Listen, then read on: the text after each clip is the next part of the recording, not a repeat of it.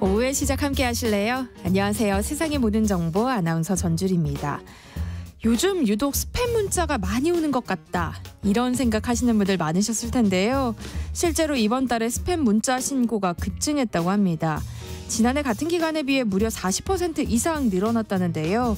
한국인터넷진흥원에 따르면 문자 재판매 사업자 가운데 일부가 해킹을 당하면서 이들이 보유하고 있던 개인 연락처가 대량 유출된 것으로 추정되고 있다고 하죠. 내 정보가 어디에 유출된 건지 걱정이 될 수밖에 없는 상황인데요. 이 문제 어떻게 봐야 하는지 잠시 뒤 IT연구소에서 자세히 살펴보겠습니다. 통계청 조사 결과 국내 맞벌이 부부 비율이 역대 최고치를 기록했다고 합니다. 그만큼 가게 살림이 빠듯하다는 의미로 해석될 수 있을 텐데요. 이제 막 가정을 꾸린 신혼부부들은 어떻게 재테크를 해야 하는지 오늘 짠테크 SOS 돈 되는 라디오에서 알려드릴 예정이니까요. 궁금한 분들 계속해서 함께해 주세요. 저희 방송은 KBS 1라디오 유튜브 채널을 통해서도 실시간으로 시청 참여하실 수 있습니다. 많은 관심 부탁드리면서 KBS 세상의 모든 정보 지금 시작합니다.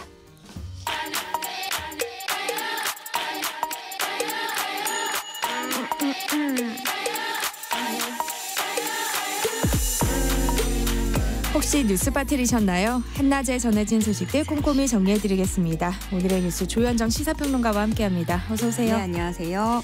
네, 어제 경기도 화성시 리튬 전지 공장에서 대형 화재가 발생해서 안타까운 인명 피해 소식이 전해졌는데요. 비상 발령은 해제됐지만 마지막 실종자는 아직 찾지 못한 상황이에요. 지금까지 22명이 숨지고 2명이 중상, 또 6명이 경상을 입었습니다. 한 명은 아직 실종 상태였는데 또 방금 전에 시신 한 구가 추가로 발견이 됐다라는 얘기까지 들려오고 이게 아마 실종자일 것으로 지금으로서는 추정이 되고 있습니다. 근데 지금 정확하기보다는 거의 다 이제 추정에 가까운데 조금씩 보도도 좀 다르게 나오다가 가장 최근에 경찰이 새롭게 업데이트한 내용 확인해 보면 5명이 한국 국적이고요. 17명이 중국인, 또 라오스가 1명 이렇게 파악이 됐고요. 이 중에 국적 미상이던 1명이 오늘 추가로 확인이 됐는데 원래는 중국 국적 인이었다고 해요. 그러다가 한국인으로 이제 귀화를 했던 사람으로 파악이 됐고 시신 훼손이 심해서 신원 확인이 어려워서 빈소는 마련되지 않았고요. 경찰은 국과수에 부검을 의뢰한 상태입니다. 이 경찰, 소방, 국과수, 고용노동부 등 6개 기관이 참여하는 합동 감식도 시작이 됐습니다. 네. 유가족들의 심정이 어떨지 가늠이 안 될 만큼 참담한 상황인데요. 사망자 대부분이 타지에서 일을 하다가 참변을 당한 것으로 알려져서 안타까움을 더하고 있어요. 네, 그야말로 아비규환이었는데요. 살기 위해서 2층에서 맨몸으로 뛰어내린 분들도 있었고 이제 겨우 빠져나온 직원들은 하염없이 눈물을 흘렸고 이제 비통한 마음에 몇몇 분들은 취재진들 향해서 이제 소리를 치면서 인터뷰 안 하겠다 이렇게 소리치기도 했고 누구보다 이제 유가족들 황망함을 감추지 못했는데 가장 먼저 발견된 분이죠. 심정지 상태로 발견됐던 A씨 50대 남성으로 파악이 됐고 세 남매를 둔 아버지라고 해요. 막내는 아직 고등학생인 것으로 알려져서 국민들의 마음을 안타깝게 하고 있습니다. 지금 나머지 대다수가 훼손이 심해서 신원 확인이 완료되지 않았는데 두개골 크기 같은 것들로 미루어 봤을 때 여성들이 대다수인 걸로 추정이 되고요. 그래서 지금 혈액 감식에 들어간 상태입니다. 그런데 외국인들 같은 경우에 이제 유전자 검사를 해야 되고 그런데 대조할 DNA 구하는 그 과정이 까다로워서 장례 절차도 늦어질 거란 전망입니다. 네. 이번 사고는 화학공장 화재 가운데 최악의 참사로 기록될 것이란 이야기가 나오는데요. 이 사상자 대부분이 대피로를 찾지 못해서 사망한 것으로 알려지면서 이 안전조처가 부족했다는 지적이 나오고 있어요. 네, 이번에 이 시신이 대거 나온 게 다 2층에 몰려 있었어요. 애초에 발화 지점도 2층이었지만 아무래도 미처 빠져나오지 못한 게 피해를 키운 것으로 보이는데요. 현장에 2개의 출입구가 있었는데 노동자들 중에 이 중에 한 곳의 존재를 알지 못해서 대피가 지연됐을 거란 증언이 나왔습니다. 아무래도 대부분이 외국인 노동자니까 단기로 일하는 분들이에요. 그래서 이분들 대상으로 관련 교육이 사전에 이루어졌는지 이 부분도 수사가 필요해 보이고 일단 공장 측에서 해명을 한 건 한 달에 2번 이상 안전 교육을 하고 외국인도 포함해서 모두 교육을 진행한다라고 밝혔는데 그런데 의문인 건 지난주에도 똑같은 폭발이 이 공장에서 있었다는 네. 거예요. 그런데 쉬쉬하고 감췄다라는 의혹이 제기된 상태라 조사가 필요하고요. 그리고 또 출입구 존재를 아는 뭐 한국인이라고 해도 이용이 어려웠을 거란 얘기가 나오는데 어쨌든 2층이었으면 계단으로 1층까지 내려가야 되잖아요. 근데 그렇죠. 이 계단 가까운 쪽에 있는 출입구 앞에 리튬 배터리 완제품 박스들이 쌓여 있던 거예요. 그래서 적재된 리튬 배터리들이 여기서 연쇄적으로 터져버리면 이 문을 이용하는 건 거의 불가능한 거죠. 그래서 이게 사실이라면 그동안 공장 화재마다 좀 고질적으로 나왔던 얘기가 출입구나 비상구에 물건을 적재해 두는 거거든요. 이번에도 그게 화를 키운 것이라고 할 수 있겠고 일단 경찰과 검찰은 전담 수사본부를 편성했습니다. 그래서 공장 내 안전설비는 제대로 설치가 된 건지 화재가 발생한 뒤에는 장치, 소화장치라든가 제대로 작동됐는지 등을 집중 조사한다고 하고 또 고용노동부는 중수본을 구성했습니다. 감독관을 현장에 파견해서 사고 현황 등을 조사하는데 이 공장 규모가 상시 근로자 수가 50명 안팎이에요. 그래서 중대재해법이 적용되는 사업장이죠. 따라서 산업안전보건법, 중대재해처벌법 위반 여부도 살필 예정입니다. 네. 그런데 리튬 같은 1차 전지가 화재 위험성이 적은 일반 화학 물질로 분류되어 있다면서요. 이건 어떻게 봐야 할까요? 이번에 이 사고 이후에 리튬 배터리, 1차 전지, 물로 끌 수 없다, 연쇄 폭발, 열폭주 이런 말들을 뉴스에서 많이 보셨을 거예요. 네. 이번에 보면 위력이 너무 강한데 그런데도 평소에는 화재 위험성이 적은 걸로 여겨지는 물질입니다. 그래서 일반 화학 물질 이렇게 분류돼 있고 그렇기 때문에 별도의 대응 매뉴얼이나 안전 기준이 없는 실정입니다. 이게 1차 전지, 2차 전지라고 하잖아요. 2차 전지는 리튬이온 배터리를 얘기를 하고 1차 전지 같은 경우에는 재충전 안 하고 폐기되는 쉽게 우리가 볼 수 있는 편의점 마트에서 보는 리튬 전지 생각하시면 네. 되는데 상온에서 그 자체로는 화재가 발생할 가능성이 작다는 거예요.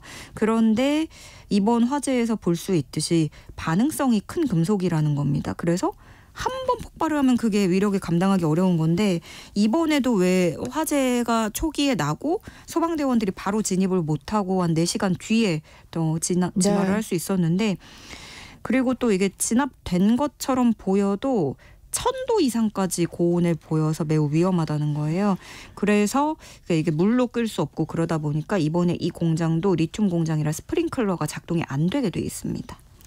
최근 리튬 배터리를 쓰는 곳이 많아졌는데요. 보다 철저한 관리가 필요하지 않겠어요? 네, 그 2022년에도 좀 유사한 사고가 있었어요. 이때 그 카카오톡이 먹통됐던 데이터 센터 화재라고 하면 아마 기억을 하실 텐데 그 SK 판교 데이터 센터 화재였습니다. 이때 2차 전지이긴 했는데 이것도 리튬 이온 배터리가 원인으로 지목됐던 사고거든요. 근데 당시에도 굉장히 넓은 장소에서 그 열폭 주 현상이라는 게 나타나면서 초기 진화에 어려움을 겪었었고 초기 화재 이후에 진화가 됐는데도 카카오 서비스가 127시간 넘게 제공되지 못했었어요. 근데 이 리튬이라는 게 우리 정말 가까이에 있거든요. 전기차 그리고 당장 옆에 있는 휴대전화, 노트북, 친환경 에너지 저장 장치 등등에 모두 리튬이온 배터리가 들어갑니다. 그런데 전기차 같은 경우에는 2차 전지이고 그런데도 전기차 한 대 요즘에 화재 사고 많이 볼 수 있잖아요. 전기차. 몇 시간 동안 물을 부어야 꺼지더라. 아니면 수조에 물을 가득 담아서 넣어야 된다. 이런 얘기도 나오는데 특히나 이런 전기차 같은 경우는 그나마 자동차라서 관심이 있는데 1차 전지에는 더욱더 관심이 없었고 안전 기준이 아예 마련이 되지 않은 거죠. 이번 사고 두고 외신들도 우리나라가 그 리튬 배터리 주요 생산국이라는 점에 주목을 하면서 보도를 하고 있는데 특히나 뉴욕타임스는 한국은 첨단 기술과 제조업으로 유명하지만 오랫동안 화재를 비롯한 인재로 몸살을 앓고 있다 이렇게 지적을 했고요. 네.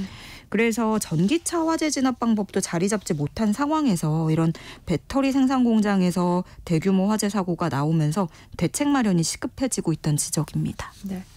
이번 사고로 중국인 사망자가 많이 발생하면서 싱하이밍 주한 중국 대사가 화재 현장을 방문하기도 했죠. 네, 어젯밤 현장을 방문해서 피해자 가족들을 만나고 위로했는데요. 싱하이밍 대사는 많은 중국 국민의 안타까운 죽음을 맞이하게 됐다면서 중국 당과 정부가 이에 매우 우려하고 있다 밝혔고요. 그러면서 한국 관련 기업들이 뼈아픈 교훈을 얻고 유사한 사고가 발생하지 않기를 바란다 덧붙였습니다. 대부분이 좀 조선족 여성인 것으로 지금 파악이 되고 있다고 중국 매체들은 전하고 있고요. 김동연 경기지사와도 싱하이밍 대사가 통화를 하고 후속 대책과 부상자 치료에 만전을 기해달라고 요청을 했고 김동연 지사는 최대한 협조를 하겠다는 뜻을 밝혔습니다. 이게 외국인들이 많다 보니까 외교부도 나서서 피해자 지원 방안 점검 회의를 열고 유가족 지원을 위해서 주한 대사관과 긴밀히 협조를 하기로 했고요. 외국인 유족에게도 입국 편의를 제공할 예정입니다. 윤석열 대통령도 화재 현장 방문해서 대응 상황 점검하고 철저하게 정밀 감식할 것을 지시했는데요. 또 전문가들과 고민해서 화재 조기 진화를 위한 종합적인 대책을 연구할 것을 주문하고 소방대원들 안전을 강조하면서 스스로 안전과 건강을 지키며 일할 것을 당부했습니다. 네. 이번 화재로 대규모 유해 물질이 발생했을 가능성도 제기되고 있는데요. 연기가 퍼진 인근 지역 주민들의 피해도 우려되는 상황이라고요. 네, 이게 리튬이 추후에도 계속 인화성 가스를 퍼뜨리고 그게 영향을 미칠 수 있다는 건데 네. 그 자체 독성으로 피부가 심각하게 반응하고 눈 시력에도 치명적인 영향을 끼친다는 거예요. 환경부에 따르면 이 화재가 발생한 공장 건물 1층에서 염화티오닐이라고 전해액으로 사용되는 물질이 소량 존재하는 것으로 파악이 됐고 이 주변에서 황산화물, 염화수소, 염소 발생 여부를 파악을 하고 있습니다. 전문가들은 이런 산화물, 부산물들이 피부에 닿으면 화상을 일으킬 수 있고 또 안구 손상을 줄 수도 있다고 지적을 하면서 근처에서 작업하던 분들은 몸을 정말 깨끗하게 세척을 해야 되고 만약에 옷이 오염됐다면 아예 그냥 버리는 게 낫다 이렇게 조언을 하고 있습니다. 네. 다음 뉴스 살펴보겠습니다. 오늘은 6.25 전쟁이 발발한 지 74주년이 되는 날인데요. 대구에서 기념식이 열렸다고요. 네, 오늘 오전 10시에 이 땅, 이 바다, 이 하늘을 위해라는 주제로 대구에서 개최됐습니다. 지역에서는 처음 개최되는 거예요. 그 각 지역에 계시는 유공자들 정부 행사 참여 기회를 늘리기 위해서 정부가 올해부터 광역별 순회 행사로 추진을 하기로 했습니다. 대구는 임시 수도로서의 상징성이 있고 또 낙동강 방어선 사수 등등의 그런 격전지가 다수 소재한 곳이라고 할 수 있고 이번 정부 포상에서는 전쟁 당시의 공적이 최근에서야 확인된 유공자 유족 2명에게 화랑무공 훈장을 추서했습니다. 먼저 고 정정태 여사는 적의 대대가 6탄으로 침입해오는 상황에 적의 전차에 수류탄을 투입시켜서 전소시켰고요. 이로써 적을 포위해서 섬멸시킨 공을 인정받았습니다. 또 구남태의 상병은 노량진 전투 당시에 이방인 복장을 한 수상한 간첩을 즉시 체포해서 원대로 데리고 돌아왔는데 당시 그 포로의 진술을 통해서 적의 기도를 파악하는 것에 기여해서 공을 인정받았습니다. 네. 남북관계가 악화된 상황에서 6.25를 맞이하게 됐는데요. 북한은 노동당 기관지인 노동신문을 통해서 우리나라를 불변의 주적이라고 표현한 모양이에요. 네, 노동신문이 오늘 일면 사설에 냈는데요. 6.25를 잊고 산다는 건 곧 주적권이 흔들리고 대적의식이 흐려졌다는 것이다. 고통 속에 몸부리치던 전쟁의 1129일을 가슴에 안고 살 때 우리의 계급진지는 더욱 공고히 다져진다 말했습니다. 그러면서 신성한 내 조국 강토를 침탈하려고 미친 듯이 날뛰는 미제와 한국 괴뢰 족속들이야말로 소멸해야 할 우리의 불변의 주적이다. 이렇게 강조를 했고요. 전체적으로 그 표현이 미제에 의하여 강요된 조선 전쟁, 조선 침략 전쟁이라고 표현을 하면서 남침 사실을 부인하는 주장을 싣고 있습니다. 네. 이런 가운데 북한이 어제 또다시 대남 오물풍선을 살포했어요. 네, 앞서서 이 탈북민 단체들이 또 대북전단 살포를 했고 김여정 부부장이 이에 반응을 하면서 분명 하지 말라고 한 일을 또 벌였으니 하지 않아도 될 일거리가 생기는 건 당연하다 이렇게 얘기를 했었죠. 그만큼 이번에 오물풍선도 좀 예고됐던 일인 것 같은데요. 합참이 파악한 결과 어젯밤부터 살포한 오물풍선은 350개였고요. 주로 경기 북부, 서울 등지에 100여 개가 낙하한 것으로 알려졌습니다. 지금은 그 이후로는 부양하지 않고 있고 공중에서 식별되고 있는 건 없는 것으로 알려졌고요. 내용물은 이전과 비슷합니다. 종이류 쓰레기 등이 대부분이고 옷가지들도 있었고요. 안전 위해 물질은 없었다고 밝혔습니다. 한낮의 교양 파트너 지금 여러분께서는 세상의 모든 정보와 함께하고 계십니다. 오는 27일부터 무기한 휴진에 나서겠다고 예고한 대한의사협회가 투쟁 방향을 다시 결정하면서 한 발 물러난 듯한 모습을 보이고 있어요. 네, 의협은 무기한 휴진에 바로 나서기보다는 법의료계위원회인 올특위에서 향후 계획을 다시 논의하겠다는 입장이에요.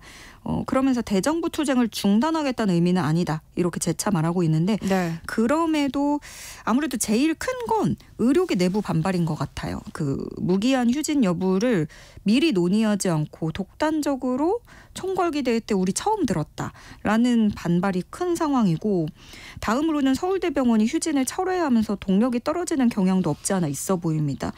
특히나 또 이 명분상 좀 교수들이 휴진하고 법의료계 대책위를 만들어도 전공의들이 돌아오지 않다는 점, 이 부분도 한몫하는 것으로 네. 보여지고요. 또 내일 모레는 세브란스 병원 무기한 휴진이 예정돼 있는데 이것 또한 좀 철회될 가능성도 있지 않겠느냐 이렇게 제기되고 있습니다. 또 다른 빅5 병원인 서울 성모병원과 삼성 서울병원을 수련병원으로 둔 가톨릭 의대, 또 성균관 의대 교수들은 오늘 각각 회의를 열고 휴진 여부를 결정하게 됩니다. 네, 이런 가운데 일부 의사들에 대한 경찰 수사가 시작됐다고요? 네, 집단 휴진에 동참한 서울의대 교수 등 의사 5명에 대한 수사인데요. 진료 거부로 의대 교수를 고발을 해서 경찰이 수사에 들어간 겁니다. 이런 수사는 의정 갈등 시작된 이후에 처음이고요. 네. 그러니까 복지부가 대학병원 의사 3명에 대해서 수사를 의뢰했고 2명은 일반 시민이 고발한 건입니다. 수사 소식을 듣고 의협은 성명을 냈습니다. 윤석열 정부는 전공의에 이어서 교수, 개원이 학생까지 건드리는 XXX 짓과 같은 행태를 즉각 중단하라. 의료를 책임질 학생들을 국가가 부당하게 탄압하는 행태에 분개하고 경악한다. 이렇게 목소리를 높였습니다. 네, 의정 갈등이 장기화되면서 의사협회장의 일단 강경 발언이 도마에 오르기도 했는데요. 이번에는 의대생 학부모의 글이 논란이 되고 있어요. 네, 그 의대생 학부모 모임이라는 이름의 온라인 카페에 올라온 글입니다. 아이들이 버리는 시간이 아깝겠느냐. 손해본 시간을 보상받지 못하고 평생 의료 노예로 살겠다고 숙이고 돌아갈 수 없다. 아직 때는 무르익지 않았다. 최소한 병원 하나라도 무너져야 한다. 이런 내용입니다. 네. 그리고 댓글에도 다 이제 좀 동조를 하는 댓글들인데 칼을 뽑았으니 버티자. 노예짓 하라고 등 떠미는 일은 부모로서 할 일이 아니다 등등의 댓글이 이어지고 있습니다. 이게 물론 의사인 척 주장을 할 수도 있는 거지만 애초에 이 온라인 카페는 의대 학생증이나 의사 면허증을 인증을 해야 정회원이 될 수 있고 네. 그래야 글을 쓸 수 있어요. 이 의대생 학부모들은 얼마 전에 총궐기 대회라든가 이렇게 집회에도 참석을 했고 또 이렇게 다양하게 어떤 관련 기사가 올라오면 댓글 달러 가자 이렇게 독려 글이 올라오기도 하고 있습니다. 이제 화제를 바꿔보겠습니다. 지난 10일 김건희 여사 명품백 수수 의혹 사건을 종결 처리한 국민권익위원회가 어제 전원위원회를 열고 최종 의결서를 통과시키려고 했는데요. 이게 불발됐다고요. 네, 그러니까 얼마 전에 그 권익위가 사건을 종결 처리했고 이 과정에서 이 결과에 반발한 전원위원 한 명이 사퇴하는 일도 있었는데요. 어제는 권익위 전원위원회를 열고 이 종결 결론을 담은 의결서를 통과시킬 예정이었는데 일부 의원들이 반대하면서 가로막힌 겁니다. 의결서가 통과되려면 일단 전원위원 모두의 서명이 필요해요. 네. 그런데 일부 의원들이 반대했던 소수 의견도 의결서에 담아달라 요청을 하고 서명에 거부를 한 겁니다. 그런데 권익위 측은 그동안 의결서에 소수 의견을 담은 선례가 없다. 법리적 검토가 필요하다. 이렇게 설명한 것으로 알려졌고 2주 뒤에 다시 전원위원회를 열고 논의를 이어가기로 했습니다. 네. 화성 참사 사망자가 이제 23명으로 집계가 됐네요. 마지막 시신 수습된 네. 시신이 이제 실종자인 것으로 확인이 된 것으로 보입니다. 네, 오늘은 뉴스 여기까지 하겠습니다. 조현정 시사평론가와 함께했습니다. 고맙습니다. 네, 고맙습니다. KBS 일라디오 세상의 모든 정보 함께하고 계신 지금 시각은 12시 39분입니다. 이 시각 교통정보 알아봅니다. 돌발 구간 중심으로 여전히 정체 길게 이어지고 있습니다. 서울 시내 올림픽대로 공항 쪽으로 한강대교 부근 5차로에는 고장난 차가 서 있어서 한남대교부터 정체고요. 같은 방면 강변북로에서는 원효대교 부근에서 사고가 나면서 4차로가 막혀 있습니다. 이 여파바다 역시 한남대교부터 속도 줄여 지납니다. 내부순환로 성산대교 쪽으로 홍지문 터널 안 3차로에는 고장난 차가 서 있습니다. 중부고속도로 남이 쪽으로 오창 부근에서도 사고가 나면서 1차로가 막혀 있는데요. 이 일대 8km 구간에서 정체 심한 만큼 미리 중부로 등으로 우회해서 지나시는 것도 좋겠습니다. 수도권 제1순환고속도로 판교에서 구리 방면으로 강일 부근 1차로에서도 사고가 나면서 하남분기점부터 속도 많이 떨어져 있습니다. 반대 구리에서 판교 쪽으로 토평 부근 사고는 갓길에서 처리하고 있지만 남양주에서 상일 사이 정체가 더 심해져 있습니다. 그 밖에 중앙고속도로 춘천 쪽으로 대간분기점 진출램프 1차로에서도 사고가 나면서 대저분기점부터 극심한 정체입니다. KBS 교통정보센터에서 김민희였습니다.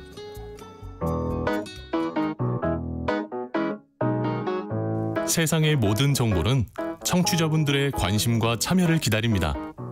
방송 들으시면서 궁금한 점이 있거나 의견 공유하고 싶은 분들 계시면 문자 보내주세요.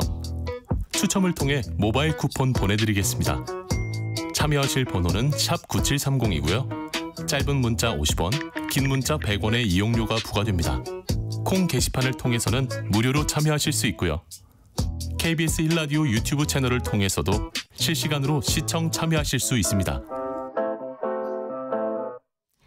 꼭 알아야 할 정보를 알기 쉽게 전달해드리는 시간입니다. 세상의 모든 지식, 화요일은 IT 이슈를 살펴볼 텐데요. IT연구소 김덕진 IT 커뮤니케이션 연구소 소장과 함께합니다.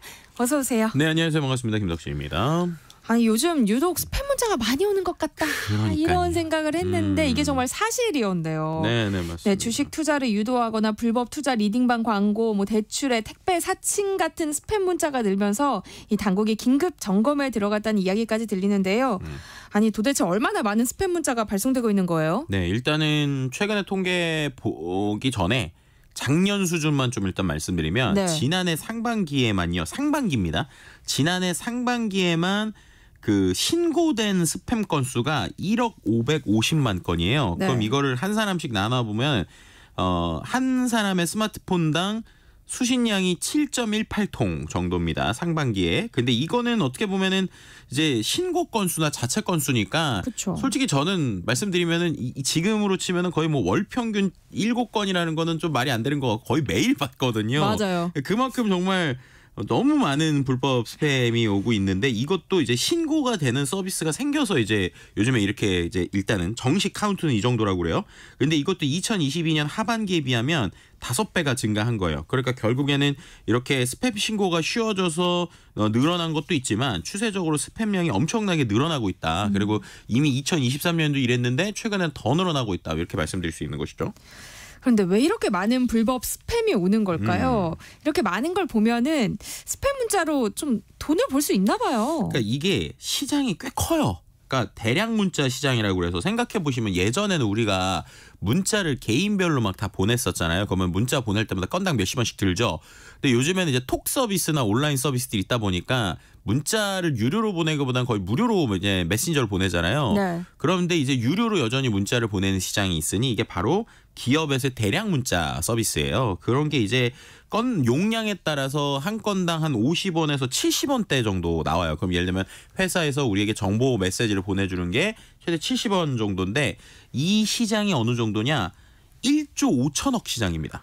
예, 그러니까 이렇게 문자 몇십 원 뭐 이래서 그렇게 클지 말지 모르는데 이게 합치면은 1조 원 넘는 시장이니까 1조 5천억 시장이니까 이 시장에서의 이제 어떻게 보면 여러 가지 일어나는 거죠. 그럼 네. 이게 원래는 이 기업 메시징 서비스라는 게 뭐 신용카드, 결제 승인, 택배 승인 이런 정보를 주는 거잖아요. 네. 근데 현실에서는요.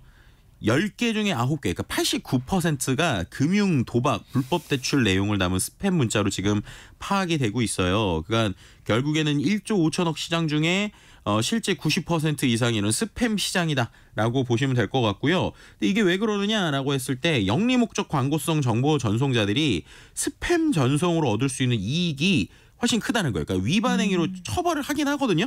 근데 이 처벌 수준이 너무 낮아서 불법 스팸이 계속 양상되는 거 아니냐라는 이야기들이 지금 나오고 있는 상황이다 이렇게 말씀드릴 수 있는 것이죠. 네. 특히나 최근 몇 주 사이에는 스팸 문자의 양이 도를 좀 넘어섰다 이런 생각이 들 정도인데요. 이게 체감상의 문제는 아니죠. 실제로도 좀 스팸 문자가 더 늘어난 거죠. 네, 뭐 예를 들면은 저만 해도 이 여의도권에 있잖아요. 근데 여의도에 자꾸 뭐 이런 투자 문자 이렇게 해서 제가 계산을 해봤는데 하루에도 진짜 8개에서 10개 이상 오더라고요.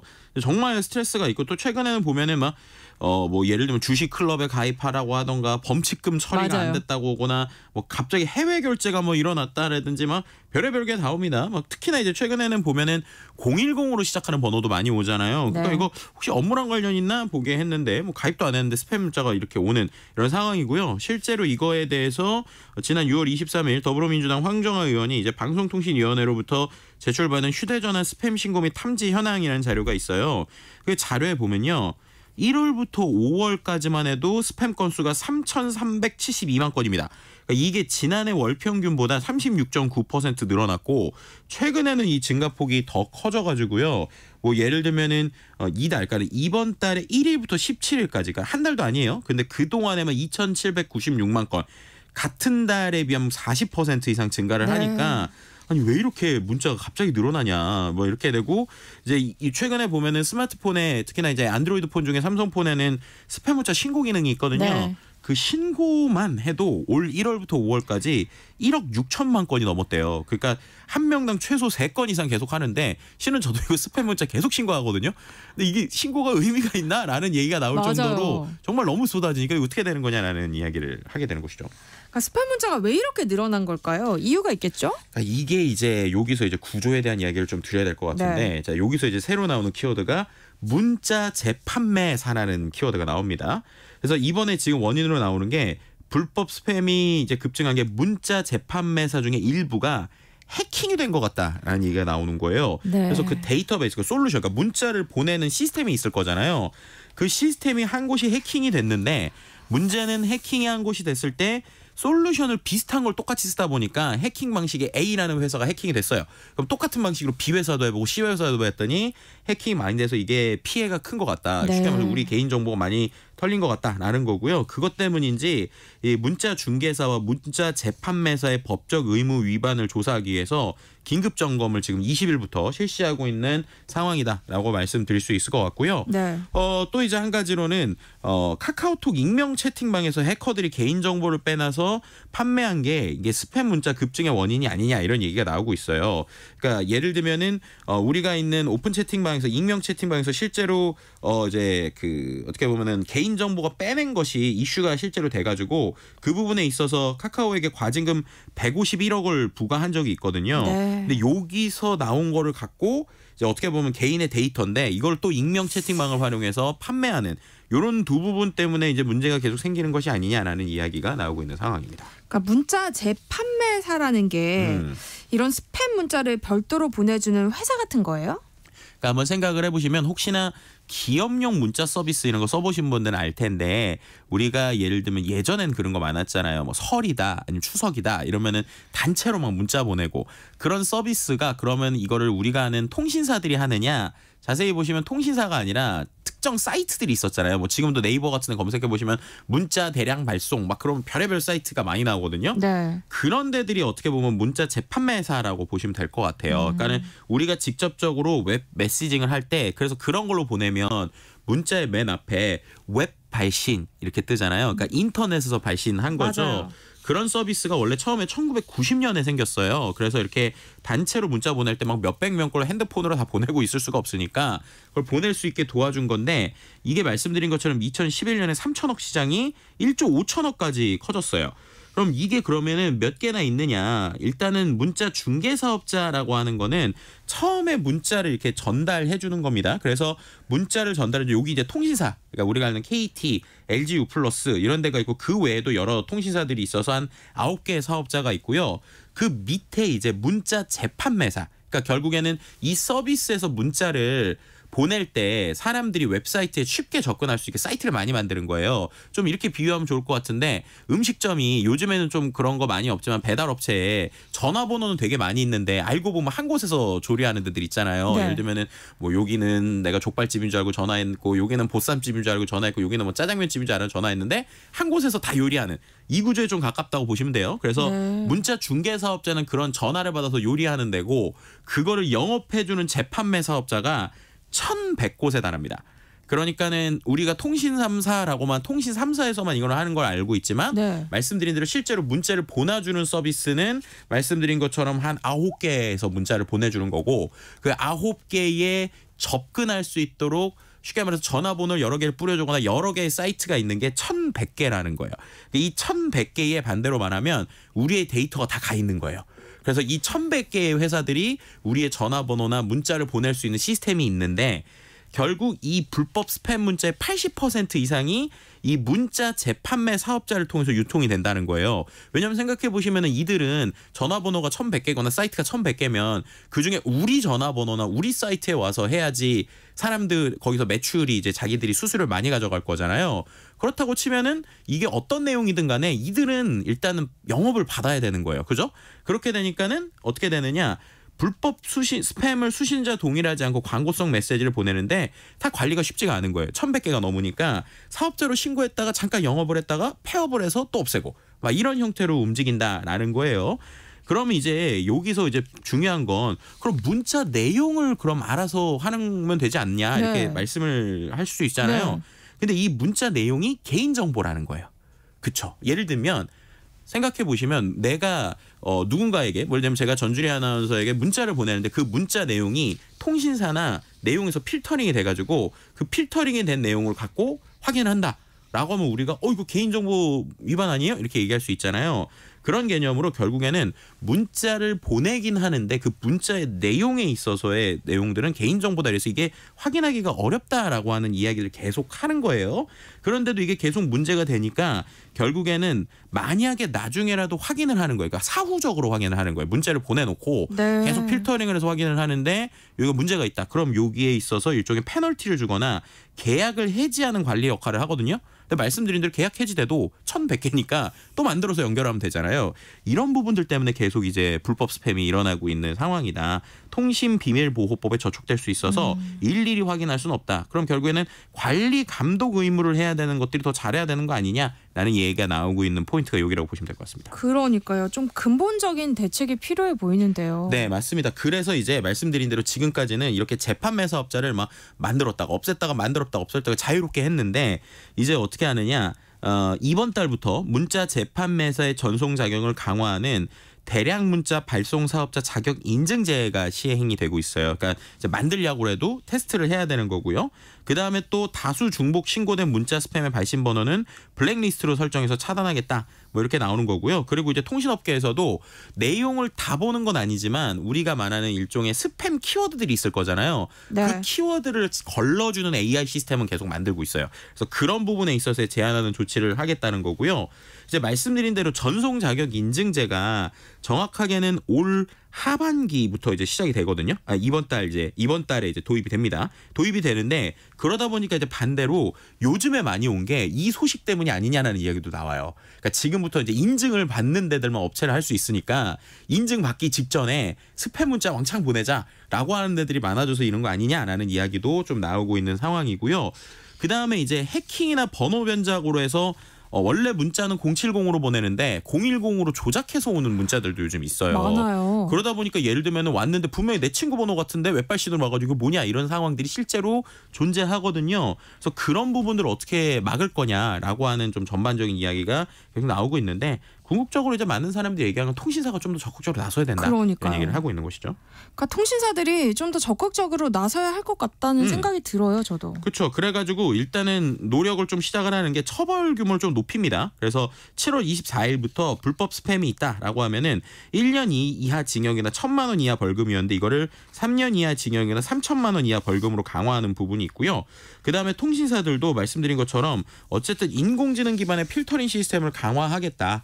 라고 하고 있고요. 또 뭐 통신사들이 클린 메시지 기능을 하겠다. 뭐 이런 얘기들이 나오고 있는 상황인데 일단 좀 지켜보긴 해야 될 것 같습니다. 뭐 여러 가지 제도적인 마련을 하고 있는 거는 같은데 일단 지금은 너무 많이 오고 있으니 네. 개인적으로 좀 실천할 수 있는 스팸 문자 줄이는 방법 네. 알려주세요. 네, 크게 몇 가지만 말씀드릴게요. 일단은 참 이것도 답답한 얘기인데 통신사들로 들어가시면 진홍연 스팸 차단 서비스가 있어요. 그 스팸 차단 서비스를 꼭 이용하셨으면 좋겠고 네. 필터링 기능 이 두 가지만이라도 좀 활용하시면 좋겠다라는 말씀 드릴 수 있을 것 같습니다. 네, IT 연구소 김덕진 IT 커뮤니케이션 연구소 소장과 함께했습니다. 저도 잠시 후에 2부에 돌아올게요.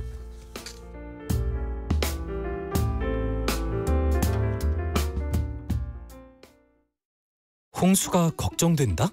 홍수 대응 국민안전 스위치를 켜세요. 스위치 하나, 홍수 알림이 앱을 켜고 전국 홍수 상황과 실시간 하천 수위를 확인하세요. 스위치 둘, 운전 중 내비게이션에서 홍수 위험 알림이 뜨면 주의 운전해주세요. 스위치 셋, TV, 라디오, 스마트폰을 켜고 강우 상황 및 침수 우려 지역 등 홍수 정보를 수시로 확인하세요. 특히 하천 주변에서는 댐 방류 재난 안전 문자를 꼭 확인하고 경보 방송에도 귀 기울여 주세요. 켜는 순간 국민 모두의 홍수 대응 안전 스위치 온! 이 캠페인은 환경부가 함께합니다.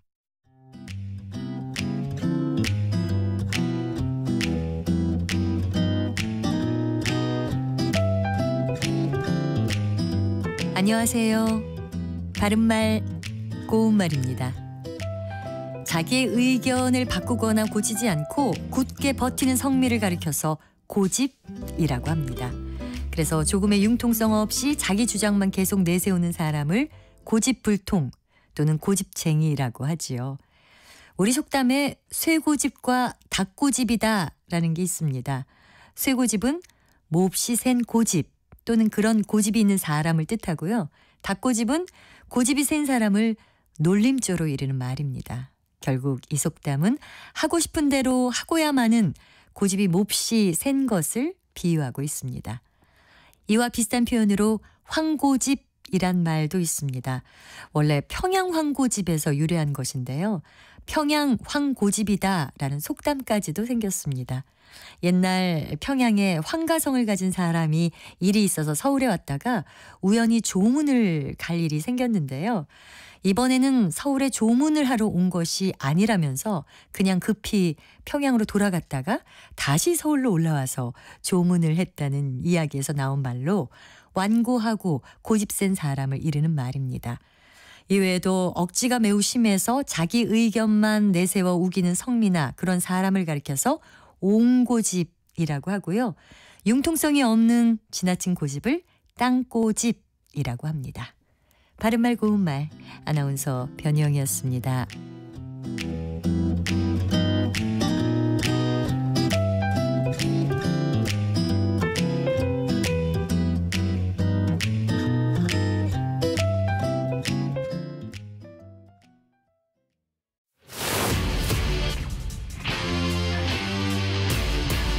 토론에 정답은 없습니다. 토론이 세상을 바꿀 수도 없습니다. 하지만 질문은 새로운 세상을 만들 수 있습니다. 질문으로 올바른 세상을 만드는 첫걸음. 평일 저녁 7시 20분 KBS 열린 토론.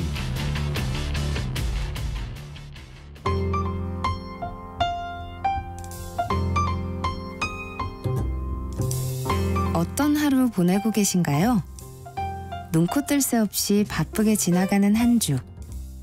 월요일부터 금요일, 매일 밤 10시부터 12시까지는 오롯이 당신만을 위한 시간입니다. 당신을 위한 지식 쉼터. 오늘 밤 일라디오.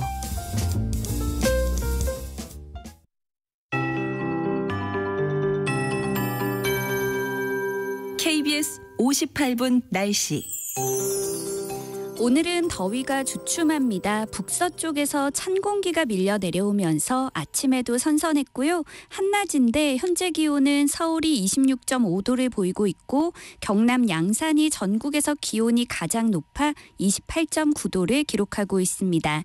오늘 예상 낮 최고 기온은 서울과 부산 27도, 대전, 광주 28도, 강릉, 대구 29도 등으로 예년 이맘때 기온을 보이겠습니다. 하지만 내일부터 다시 기온이 오를 전망입니다.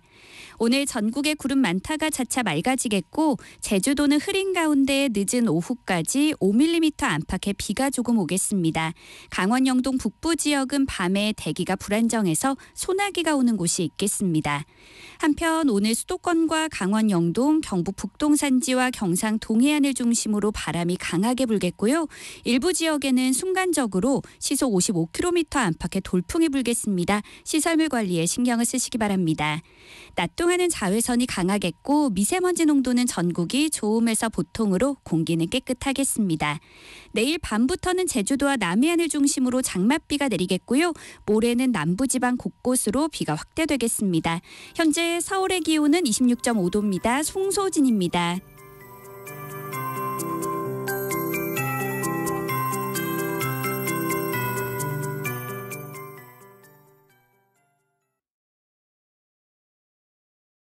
정성을 다하는 국민의 방송 KBS가 한시를 알려드립니다. AM 711kHz, FM 97.3MHz, KBS 1라디오입니다. HLKA.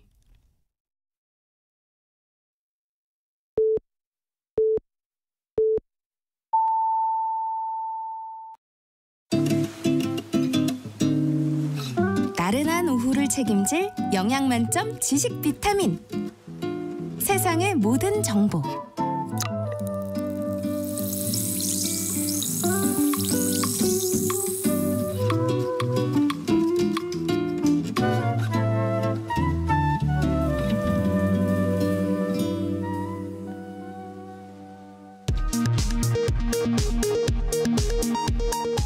이 시각 라디오 정보센터 뉴스입니다. 어제 발생한 경기 화성시 1차 전지 제조업체 공장 화재의 사망자는 22명, 실종자는 1명으로 이 중 내국인은 5명인 것으로 확인됐습니다. 실종자 1명에 대한 수색이 진행 중인 가운데 신원이 확인되지 않은 시신 일부가 발견됐습니다. 경찰과 소방당국은 화재 원인 등을 밝히기 위한 합동 감식에 나섰습니다. 공영방송의 지배구조를 바꾸는 내용의 이른바 방송 3법과 방통위 설치법 개정안이 민주당 주도로 오늘 국회 법제사법위원회를 통과했습니다. 한편 국민의힘은 오늘 국회 상임위원회에 전면 복귀했습니다. 여야는 화성 리튬 전지 공장 화재에 대한 철저한 진상조사와 재발 방지책 마련을 촉구했습니다. 대출 문턱을 더 높이는 2단계 스트레스 DSR 규제가 당초 계획보다 2달 미뤄져 9월부터 도입됩니다. 금융당국은 은행권과 제2금융권 주택담보대출의 경우 대출 유형에 따라 약 3%에서 9% 수준의 한도 감소가 예상된다고 밝혔습니다. 내년도 최저임금 법정 심의 시한을 이틀 남겨둔 가운데 최저임금위원회가 오늘 제5차 전원회의를 열고 논의를 이어갑니다. 오늘 회의에서는 경영계 측이 주장해온 최저임금 업종별 구분 적용 여부에 대한 구체적 논의가 시작될 것으로 보입니다. 지금까지 라디오 정보센터 뉴스 정한나였습니다.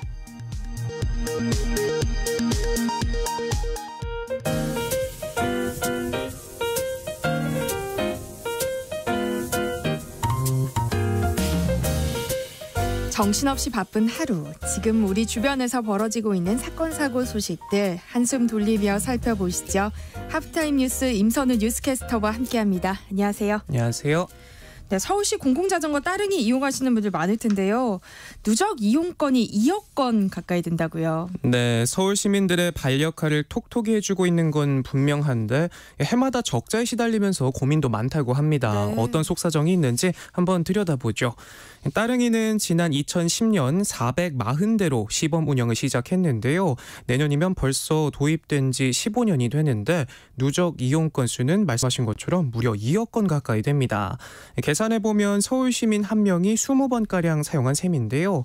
무엇보다도 하루 1시간 이내로 사용하면 단돈 1,000원이라는 저렴한 가격에 부담 없이 이용할 수 있어 빠르게 몸집을 불려왔는데 현재 따릉이 대수는 45,000대에 달하고요. 대여소는 2,700곳으로 처음 도입됐을 때와 비교하면 각각 102배, 61배나 늘었습니다. 네. 여기에 다음 달부터 본격적으로 사업에 들어가는 기후 동행 카드를 사용하면 무제한 이용까지 가능해지면서 따릉이를 찾는 시민들은 더욱 많아질 것으로 보이는데요. 하지만 늘어나는 수요에도 만성 적자에서 벗어나지 못하고 있다고 합니다. 수입보다 관리 등에 필요한 운영비가 더 들어가는 탓인데 지난 2021년에는 103억, 2022년에는 94억, 해마다 100억 안팎의 적자가 이어지면서 사업 운영에 부담이 크다고 하네요.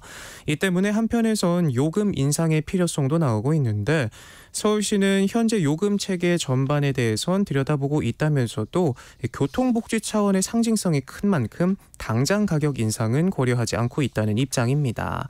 대신 따릉이 일부를 기업에 넘겨서 자체 운영하도록 하거나 따릉이 이용을 위한 전용 플랫폼을 늘려서 편의성을 높이는 등 수요 확장에 집중하겠다는 계획인데요.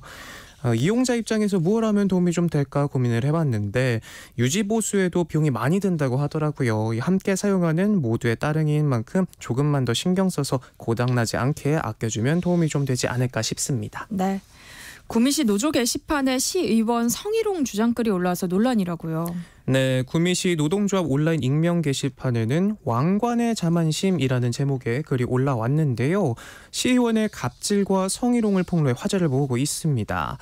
글쓴이는 오랜 기간 시의회에 있으면서 직급을 막론하고 여러 여성 공무원들에게 무례하다 못해 성적 수치심을 불러일으킬 수 있는 행동들을 서슴없이 하고 있다고 적었는데요. 음흉한 눈빛으로 사람을 위아래로 훑어보는가 하면 악수를 할 때 손을 한참을 잡고 있거나 19금 농담을 대놓고 한다면서 사적으로 문자나 전화를 수시로 하기도 하고 자기가 도와주겠다며 식사나 개인적인 만남을 요구하기도 했다고 폭로했습니다. 그러면서 아무도 앞에 나서 말을 못해 그렇지 이미 많은 분이 알고 있고 그동안 더러워서 피해왔다고 하지만 더 이상 이렇게 피해야만 하냐며 공무원들도 사람이다, 배려하고 존중해달라라고 글을 마무리 지었습니다. 해당 글이 올라오고 나서 시청 안팎에서는 터질 게 터졌다라는 반응이었는데요. 네. 앞서도 비슷한 소문이 여러 차례 돌았고 해당 게시글에는 나도 당했다, 누군지 알만한 이야기다, 용기를 내 누군지 특정해야 한다라는 댓글이 이어지고 있어 후폭풍이 거셀 것으로 보입니다. 이와 관련해 구미시 공무원 노조 측은 사실관계를 확인하고 경찰 고발 등의 조치를 할 계획이라고 밝혔는데요.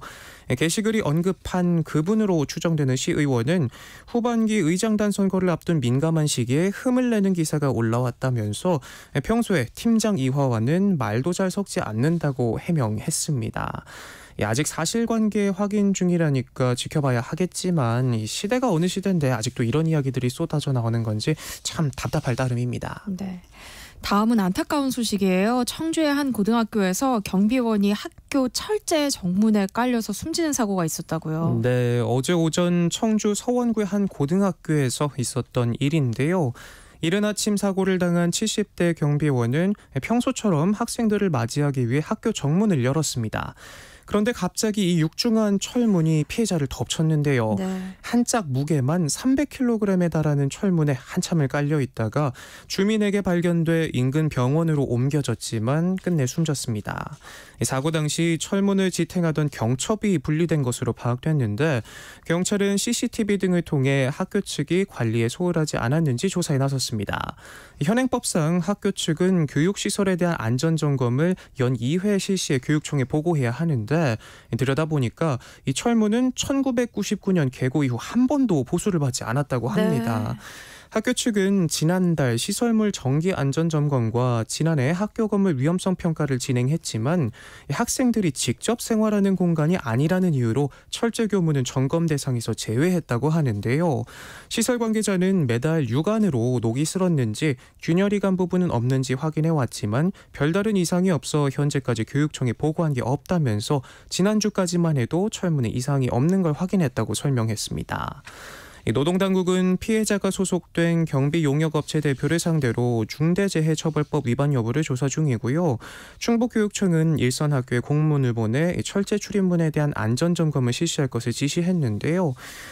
개인적으로 이런 사건, 사고 소식을 접할 때마다 항상 소 잃고 외양간 고치는 식의 대처가 너무너무 아쉬운데요. 네. 평소에 조금만 더 주의를 기울이고 조치를 취했다면 일어나지 않았을 일인데 안전에 대해선 일말의 안일함도 있어서는 안 되겠습니다. 네.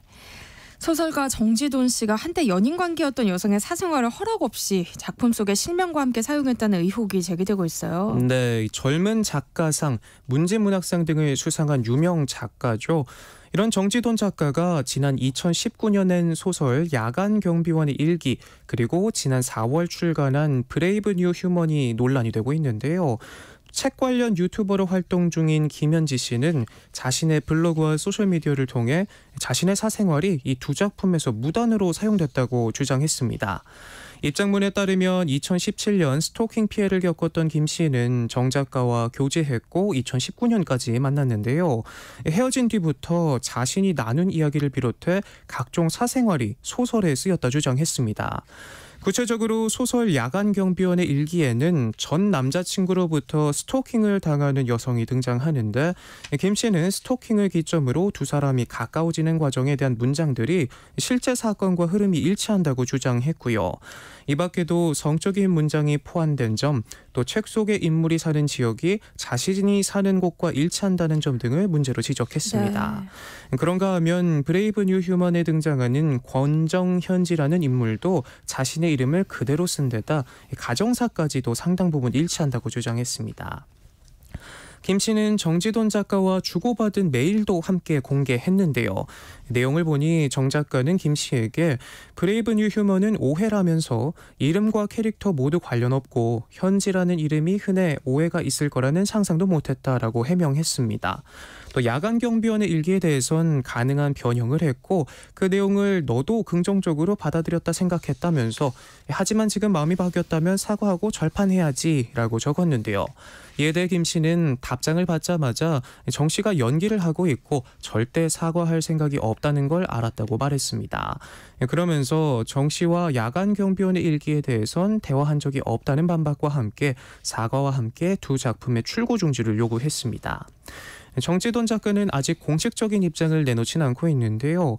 연인과 나눈 비밀스러운 대화 또 내 개인사가 누구나 볼 수 있는 곳에 실리게 되면 어떨까 상상해 보니까 굉장히 불쾌하기도 하고 한편으로는 두렵기까지 하네요.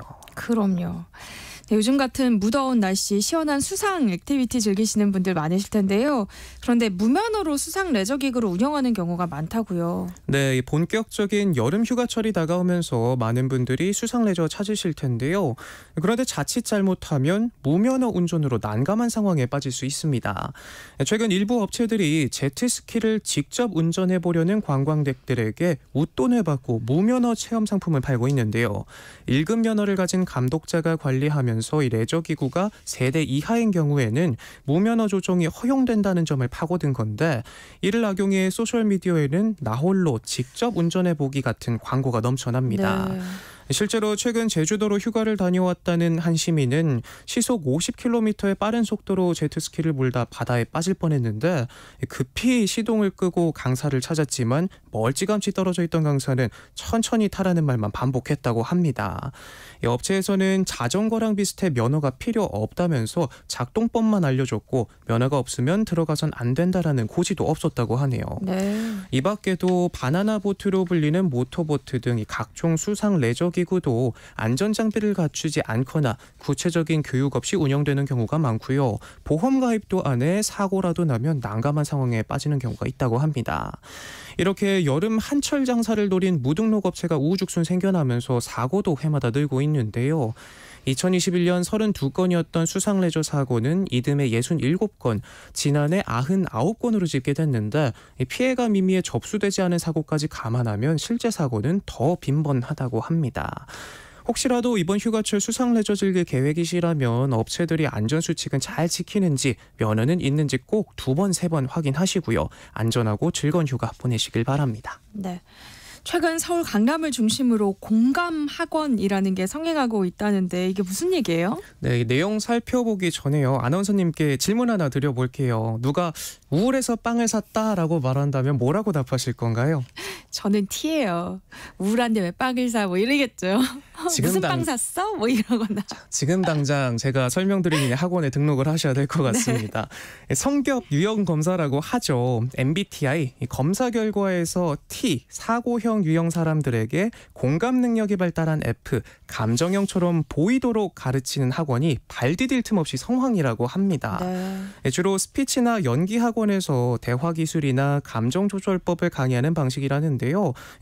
수업 내용을 들어보니까 참 재밌습니다. 대화 도중 적절한 리액션 방법부터 시작해서 유형과 상황별 답변 예시 등을 배우는데요. 실습생들은 날씨나 여행 같은 일상 주제로 대화를 이어가는 연습을 하면서 대화 도중 우와 대박 같은 맞장구 치는 법도 훈련을 하고요. 손뼉을 치면서 호응하자 비언어적 신호까지 잘 활용해 대화를 이끌었다면서 칭찬도 받습니다. 누가 수업을 듣나 살펴보니 주로 공감 능력이 떨어진다는 지적을 받아 스트레스를 받는 이들이었는데요. 5살 아이를 키우면서 교사로 일한다는 워킹맘 수강생은 학부모 모임에서 공감하는 척조차 못하면 육아법도 공유받을 수 없다면서 아들은 공감 능력이 뛰어난 사람으로 키우고 싶다. 학원에서 배운 걸 아이에게 가르치고 있다라고 소감을 밝히기도 했습니다.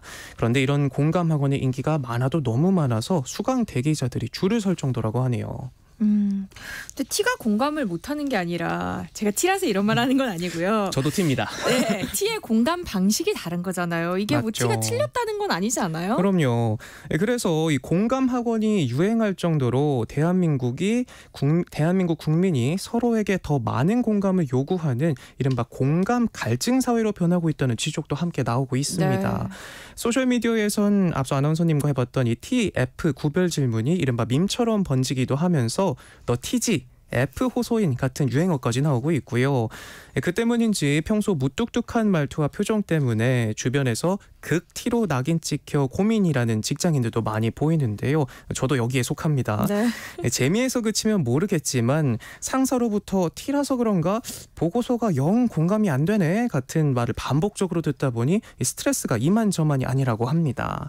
또 청소년들도 공감 갈증을 겪으면서 조금만 T 성향을 내비쳐도 사이코패스라는 말을 들어 상처를 받았다는 학생들도 덜어 있고요. 오죽하면 이 T 성향을 가진 이들이 오픈 채팅방에 모여서 공감 강요 상황을 하소연하기까지 한다고 합니다. 전문가들은 공감을 지나치게 강조하는 사회 분위기가 자칫 다양성을 인정하지 않는 공감 강요, 공감 중독 사회로 이어질 수 있다고 우려하고 있고요. 상황별 답변을 미리 외우거나 MBTI 문항을 미리 파악해 F 성향으로 위장하는 사례도 등장하고 있다는데 네, 아까 시작할 때 아나운서님께서 몸소 보여주셨죠. 네, 특히나 한국 사회는 이 관계 중심적이고 배타적 동료 의식이 강해 자칫 강요로 이어질 위험도 있다고 하네요. 네. 이렇게 사람 성격이 어떻게 겨우 16가지 MBTI로 구분이 되겠습니까? 진짜 공감이라면 말씀하신 것처럼 나와 다른 이들도 있는 그대로 품어줄 수 있어야 하지 않을까 되묻고 싶네요. 네, 이슬님이 공감 라이팅 같다는 느낌입니다. 좋은 단어네요. 네, 마지막 소식인데요. 부산 강서구청이 법정동 명칭을 외래어인 에코델타동으로 추진하다가 무산됐잖아요. 그런데도 또 행정동 명칭을 에코델타동으로 바꾸려고 해서 논란이 되고 있다고요. 네, 부산 강서구에 있는 에코델타시티 이야기죠. 2028년까지 총 3만 가구 입주가 예정된 신도시인데요. 현재 강동동과 명지 1동, 대저 2동 등 3개 법정동으로 나뉘어 있는데 이 이름을 에코델타동 이렇게 외국어로 지으려 했지만 최근 행정안전부가 이를 불허하면서 제동이 걸렸었죠. 외국어 명칭이 국어기본법과 국어지능조례 등에 부합하지 않다라는 이유에서인데 네. 하지만 강서구는 법정동 명칭을 포기하지 않고 행정동으로 먼저 신설한다는 입장입니다.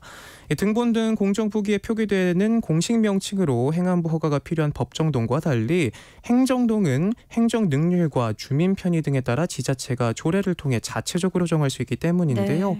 네. 강서구 관계자는 주민이 원한 이름인 에코델타동으로 추진한다는 생각에는 변함이 없다면서 법정동에 앞서 행정동을 신설하고 운영하는데 문제가 없는지 등을 따져 추진할 것이라고 밝혔는데 전국 최초의 외국어 이름이 붙는 첫 사례가 될 수 있을지 주목됩니다. 네, 하프타임 뉴스 임선우 뉴스캐스터와 함께했습니다. 고맙습니다. 고맙습니다.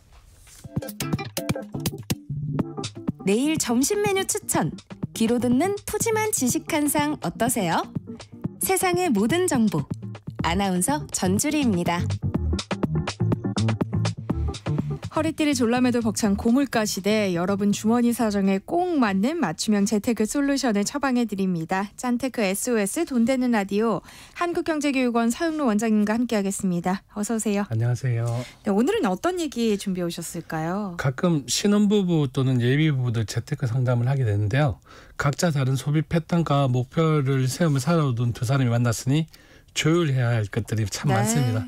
자녀 계획이 있다면 아이를 낳고 아이 교육에도 투자를 해야 하고요. 나중에 은퇴를 한 이후 노후 생활도 조금씩 준비해야 되는데요. 그렇기 때문에 신혼부부의 재무 목표를 기간별로 세울 경우 예를 들어 단기 목표는 출산 자금이 될 것이고요. 중장기 목표는 아이 교육비 그리고 부부의 먼 미래의 노후 자금이 되겠죠. 가끔 신혼부부들이 아직 너무 먼 미래인데 노후 자금을 벌써부터 걱정을 해야 하는가에 대한 질문을 하는데요. 제가 여러 번 강조했습니다. 노후 자금은 일찍 준비하면 좋습니다. 단 아직 먼 미래이기에 현재 상황을 대입해서 조금씩 준비해 나가면 된다고 보고요. 그래서 신혼부부 땐 크게 두 가지 문제에 대해 정리를 하고 준비를 해야 되는데요. 오늘 시간 구체적으로 이야기를 해보고자 합니다. 평생 함께하기로 약속했지만 각자 돈을 관리하던 방법도 다르고 또 재테크에 대한 시각도 달라서 어려움을 겪는 신혼부부들 많을 텐데요. 신혼 때 정해두면 좋을 재테크 전략 짠테크 SOS 돈 되는 라디오에서 짚어볼 테니까요. 방송 들으시면서 궁금한 점 있으시면 문자로 많이 참여해 주시기 바랍니다. 서영로 원장님이 도움 드릴게요. 참여하실 번호는 샵 9730번이고요. 짧은 문자 50원, 긴 문자는 100원의 정보 이용료 있습니다. 콩 게시판 KBS 1라디오 유튜브 채널을 통해서는 무료로 참여하실 수 있으니까요. 많은 참여 부탁드립니다. 일단 앞에서 얘기해 주신 신혼 때 정리해야 할 문제 두 가지는 대체 뭘까요? 당연히 돈 관리와 주택 문제인데요. 네. 요즘 맞벌이 부부가 많죠. 그리고 전에 이 코너에서도 얘기한 적이 있는데 특히 요즘 부부들은 통장을 합치지 않습니다. 네. 그리고 각자 일정 금액을 내고 공동으로 지출하고 나머지는 자신의 지금까지 습관대로 간섭하지 않고 지출 또는 재테크하는 부부 쉽게 찾아볼 수 있죠. 주위에 보면. 네. 그런데 문제는 서로의 자율성을 보장하는 만큼 비계획적인 지출이 증가하게 됩니다. 상담을 해보면 아무 계획 없는 자금 관리를 하고 있는 경우도 많고요. 그래서 신혼 때 제일 먼저 해야 할 거는 돈 관리에 대해 확실하게 선을 그어두고 출발을 해야 한다는 점입니다. 네. 승 내키지 않을 수 있지만 가정을 위해서 남편과 아내 중 좀 더 꼼꼼한 배우자가 돈 관리를 하고 소비 습관을 위해 귀찮지만 가계부를 쓰거나 가계부 어플을 활용하는 게 좋습니다. 그리고 자녀 계획이 있다면 아이 출산하기 전까지 소득의 60% 이상을 저축하는 습관을 가져야 합니다. 이는 아내의 임신과 출산으로 인해서 뜻하지 않게 외벌이로 돌아서는 가정들도 발생하기 때문에 소득의 60%는 조금 큰 숫자 같지만 저축을 하면서 꼭 준비를 해야 됩니다. 이렇게 네. 60% 이상 저축을 하게 되면 지출 규모가 확실히 작아지며 계획적인 소비 형태를 변하는데요. 이렇게 돈 관리에 대한 합의가 이루어지고 나서는 주택에 대한 부분은 신중하게 고민해야 되겠죠. 주택 문제가 제일 클 것 같아요. 그래도 요즘에는 신혼부부를 위한 정책들이 많이 나오고 있더라고요. 네. 재무 상담을 해보면 대다수의 많은 신혼부부들이 지금은 전세에 살고 있지만 하루빨리 자가 마련을 하고 싶어합니다. 그렇죠. 정부 정책 또한 그런 수요에 발맞춰져 있는데요. 그래서 잘 살펴보고 활용할 수 있는 건 활용하면 좋은데요. 이번 시간 한번 살펴보겠습니다. 네. 일단 주변 시세보다 20에서 30% 싸게 살 수 있는 신혼 희망타운이 있습니다. 정부에서 대출도 1.6%로 고정을 해서 빌려주기에 정부에서 말하는 7년 이내에 신혼기간이 끝나기 전에 제도를 활용하면 좋겠죠. 네. 그리고 신혼부부 특별공급이 있는데 민영주택과 공공주택을 통틀어 가장 많은 물량을 배정하고 있습니다. 국민주택과 공공주택은 청약통장 가입 6개월 경과 후 6회장 이상 납입을 해야 하고 민영주택 같은 경우에는 청약통장 가입 후 6개월이 지나고 나서 예치금 조건을 만족해야 합니다. 신혼부부 특별공급 같은 경우에는 소득이 높거나 자녀가 없다면 특별공급으로 당첨되기가 많이 불가능하다고 생각하는 게 편할 거고요. 네. 참고로 신혼부부 특별공급에 있어서도 자녀 숫자가 많을수록 유리한데 자가 마련 계획이 있다면 두 제도를 활용하면 좋겠죠.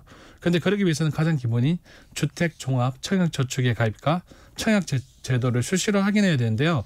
지난주에 저출산 대책을 정부에서 발표했었잖아요. 네. 개인적인 생각으로는 서울과 수도권의 맞벌이 부부 중 소득 제한으로 인한 신혼 혜택을 받지 못했던 신혼부부들에게 기회가 갈 것 같은데요. 저출산을 해결할 수 있게 실질적인 도움이 될 수 있도록 정책이 잘 마무리되었으면 합니다. 네. 저희 지난번에도 언급했던 것 같은데요. 청약 제도도 개편이 됐잖아요. 네. 청약 개편에 따라서 가장 특혜받는 게 제가 생각하기로는 2세 이하 자녀가 있는 가구도 특별공급을 신청할 수 있습니다. 네. 민영 공급 물량에서 생애 최초 신혼부부 물량의 20%를 신생아 특별공급 대상 가구에 우선 배정하게 되는데요. 뉴스를 봤더니 35%까지 확대한다고 하더라고요. 네. 신생아 특별공급은 공공주택이 대상이고 신생아 우선 공급은 민영주택이 대상인데요. 입주자 모집 공고일 기준 임신과 입양도 포함되며 2년 이내 출산한 자녀가 있는 경우에는 공공은 신생아 특별공급, 민영은 우선 공급으로 청약이 가능합니다. 또한 출산 가구에게는 신생아 특별공급 또는 우선 공급으로 청약을 할 경우에 제일 중요한 것은 무엇보다도 신생아 특례 디딤돌 대출을 받을 수 있는데요. 네. 최대 5억 원, 이자율은 소득에 따라서 1.6에서 3.3%까지 저리로 지원해 줍니다. 네. 그리고 부부 동시 청약도 가능해졌잖아요. 이것도 활용해 보면 좋을 것 같아요. 네. 부부가 같은 신규 분양 단지에서 동시에 청약하는 것이 가능해지며 중복으로 당첨되면 먼저 신청한 쪽의 당첨을 인정해 주는데요. 배우자 청약 통장 가입 기간도 통장 기간의 50%인 3전까지 합산이 가능해졌습니다. 본인의 통장 기간과 합산 최대 3전까지 인정해줘서 청약 신청자의 가입 기간에 배우자 점수까지 더할 수 있으니까 어찌 보면 부부에게 굉장히 유리한 네. 제도지요. 그리고 개정 전에는 배우자의 결혼 전 주택을 소유하였거나 청약에 당첨된 이력이 있다면 내가 처음 주택을 취득한다 하더라도 생애 최초 이 공급을 인정받지 못했는데요. 올해 개정으로 청약 신청이 가능해졌습니다. 단 혼인 전 주택을 처분 완료한 경우에만 해당이 되고요. 입주자 모집 공고일 기준 무주택 세대 구성원 요건을 충족해야 합니다. 네, 자녀 계획이 있다면 이 다자녀 특공 준비를 하는 것도 좋아 보이던데요. 최근 이 부분도 개편이 있었잖아요. 네, 이 부분에서 조금 길게 좀 말씀을 드릴게요. 네. 다자녀 특공 기준 또 2명 이상으로 완화시켜 주었는데요. 그동안 민영주택과 공공주택에서 다자녀 특별 공급으로 3자녀 이상만 가능했었는데 2자녀로 완화되었습니다. 네. 또한 공공주택에서도 추첨제를 신설했고요. 그리고 민영주택 가점제에서 동점이 생겼을 경우에는 기존에는 추첨으로 결정을 했는데 바뀐 개정 사항으로는 청약 통장 기간이 긴 사람에게 당첨권을 주기로 개정했는데 네. 잘 개정했다고 생각합니다. 개인적으로. 그리고 올해 2024년 한 해에 한시적으로 임차인이 아파트를 제외한 본인이 거주 중인 임차주택을 매입한 경우에는 무주택으로 인정해 주기로 했습니다. 신혼부부 특공은 가점제이므로 자녀 수가 많아야 유리한데요. 네. 무자녀이거나 자녀가 1명인 경우에는 더 이상 출산 계획이 없다면 수도권과 서울시에서는 30%를 추첨으로 뽑는 생애 최초 특공을 고려해보는 것도 좋다고 봅니다. 네. 또한 신혼부부이면서 다자녀인 경우는 가점이 높기 때문에 신혼부부 특공도 유리하지만 신혼부부 특별공급은 소득이 낮을수록 확률이 높아집니다. 네. 그런데 만약에 소득이 높으면서 자녀가 2명 이상인 경우에는 올해 개정으로 인해서 신혼부부 특별공급보다는 다자녀 특별공급으로 노선을 변경하는 방법도 좋다고 봅니다. 네. 또한 현재 고분양가로 인한 청약 수요 감소와 출산율 저하 등의 요인으로 다자녀 특별공급의 조건이 된다면 무조건 이를 활용하는 방법이 좋다고 보고요. 생각이 날 때마다 청약홈에 청약 가점 계산기와 청약 연습 메뉴를 통해서 본인에게 잘 맞는 당첨 전략을 세워보시길 바랍니다. 네, 철저하게 준비하신 분들은 되기도 하더라고요. 네. 어떻게 내 집 마련을 할 것인지 큰 틀을 잡았다면 이 목표를 향해서 부부가 함께 노력을 해야 될 텐데요. 소득의 60% 이상 저축, 이것도 쉽진 않겠지만 이 외에도 어떤 노력들 필요할까요? 이렇게 전반적인 돈 관리와 주택에 대한 큰 그림을 세우고 나서는 세세한 부부만의 공통 실천 사항을 만들면 되는데요. 네. 일단 앞서 얘기한 소비 습관을 잡기 위해서 선저축 60%가 꼭 필요하고요. 계획적인 소비를 위한 가계부서기도 꼭 추천드립니다. 네. 또 혹시나 모를 상황에 대비하기 위해서 급여의 3개월에서 6개월치의 비상금을 준비해 둬야 되고요. 그리고 앞서 얘기한 청약을 위해서는 일단 청약 통장에 가입을 해야 되겠죠. 네. 그리고 나이가 들수록 보장성 보험료는 비싸지고 연금보험의 연금 수령액은 줄어드니까 최대한 저렴하게 실손보험과 암하고 내 심장 질환에 관련된 보험도 필요하겠고요. 그리고 내게 맞는 연금 상품을 선택해서 조금씩 준비하는 것도 중요합니다. 또 자녀 계획이 있거나 자녀가 있다면 교육비 또한 조금씩 미리 준비해야 되는데요. 신혼부부는 집, 자녀, 노후에 대한 준비는 필수라고 생각이 들고요. 단지 어디에다가 좀 더 집중을 하는가에 대한 차이일 뿐이라고 생각이 들고 네. 이에 앞서 가장 기본은 자녀 출산에 대한 비용이며 향후 외벌이에 대한 고민도 충분히 해야 됩니다. 그리고 재무 목표를 세울 때에는 영순위는 자녀 출산, 1순위는 내 집 마련, 2순위는 자녀 교육 및 노후 자금의 순으로 이제 그림을 그리면 되는데 가장 우선은 비상금 마련이라고 생각이 듭니다. 네. 근데 사실 제일 고민되는 게 어떻게 좀 돈을 불려갈 것인가 이 부분이잖아요. 근데 신혼 때는 그래도 자녀가 없으니까 좀 더 공격적인 투자를 해도 괜찮지 않을까요? 맞기도 하고 틀린 얘기도 한데요. 네. 일단은 보통 시어머니를 얼마를 만들 것이다 이렇게 정하는 신혼부부들이 많은데요. 물론 시어머니가 최대한 많이 모을 수 있는 게 중요하겠죠. 하지만 현실성이 없는 큰 금액보다는 기간을 정해서 기간 내에 달성할 수 있는 적은 금액의 목표가 가장 우선이라고 생각이 들고요. 적은 금액으로도 투자할 수 있는 곳은 많은데 정시펀드를 활용해서 투자 수익에 대한 경험도 쌓아가는 게 좋다고 보고요. 너무 두려워하지 말고 소액으로 조금씩 알아간다는 생각으로 크게 욕심 부리지 않고 평생 투자를 한다는 마인드로 기간을 길게 잡으며 간접 투자, 정액 분할 방식 등으로 투자를 하게 되면 실패할 확률이 줄어들 수 있습니다. 네. 그리고 세부적으로 상품을 본다면 투자 초기에는 기간을 너무 길게 잡지 말고요. 낮은 목표 수익률을 정해서 달성하면 새롭게 시작하는 방식으로 정점 경험을 쌓아나가는 게 중요하다고 생각이 들고요. 네. 내 집 마련 직전이나 출산 직전에는 가급적 투자 상품을 피하고 현금 흐름 등을 통해서 1년 단위로 저축을 하는 게 훨씬 목표 달성을 할 확률이 높습니다.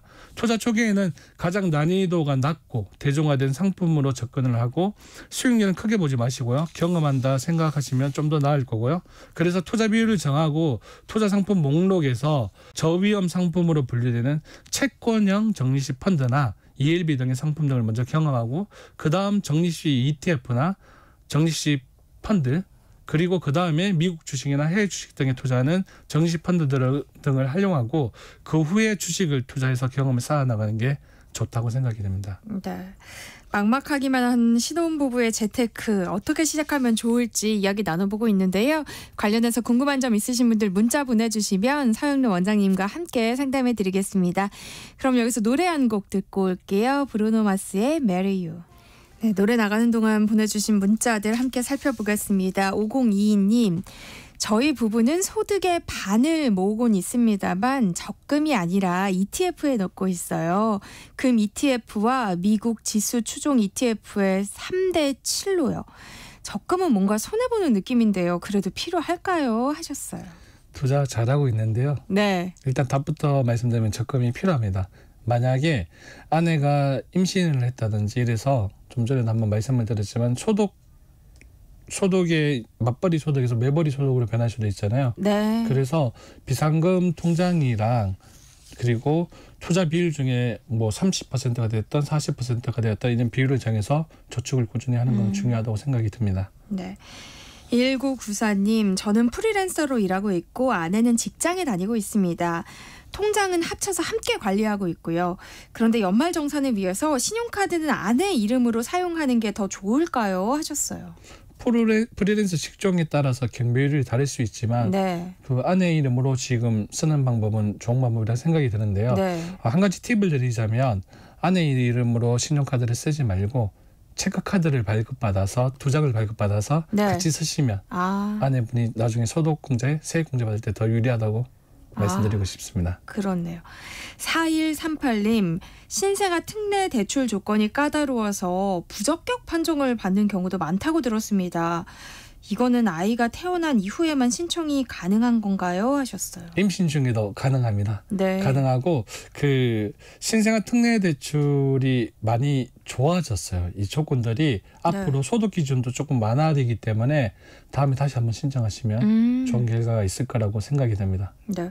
이게 특례 대출 조건이 좀 까다로워요? 까다롭기보다는 소득 기준이 이 금액이 넘어갔을 경우에는 좀 많이 힘들었어요. 그래서 서울과 수도권의 맞벌이 부부들 중에 네. 신생아 특례 대출의 조건에서 많이 이렇게 벗어나는 경우가 많은데 최근에 법이 이제 이 규정에 대해서 개정을 해서 소득 기준이 많이 올라갔어요. 네. 그래서 이 받을 수 있는 조건들이 많이 넓어졌기 때문에 한번 다시 신청하는 게 나을 거라고 생각이 됩니다. 네.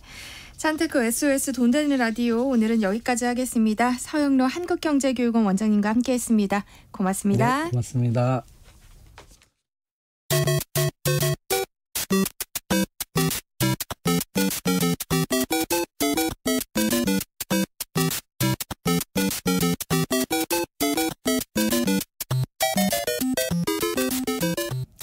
아직도 게임을 그저 놀이로만 보시나요? 인문학적 관점으로 살펴보면 게임 속에 숨어있는 메시지가 보인다고 하는데요.